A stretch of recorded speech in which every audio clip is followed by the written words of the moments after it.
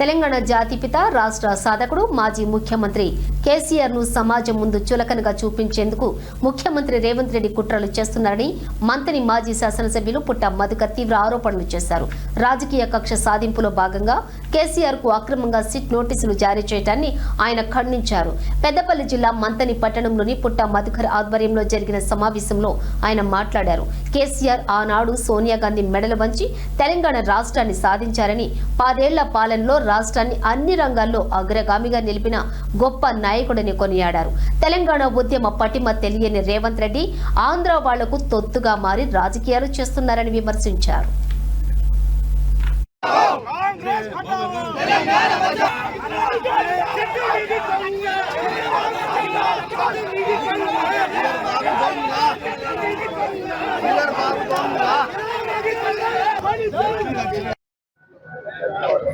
తెలంగాణ జాతిపిత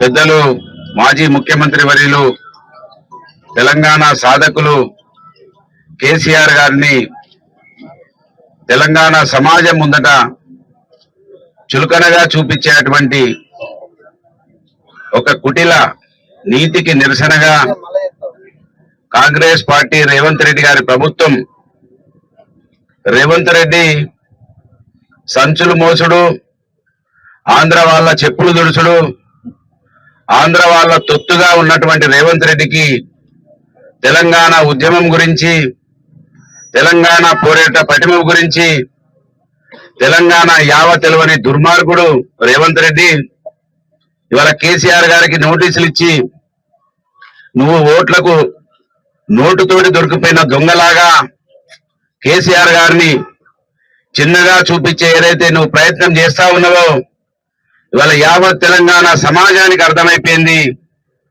నువ్వు red handed గా దొరికిన దొంగవు.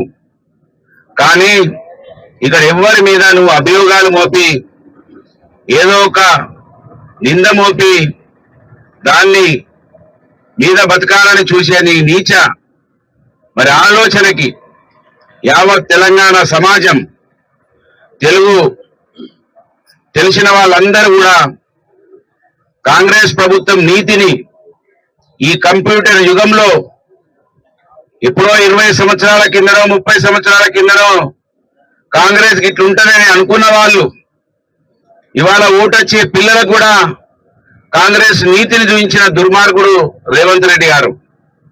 ఇవాళ చాలా సంతోషం ఏంటంటే పార్టీ పిలుపు మేరకు తెలంగాణ ప్రభుత్వం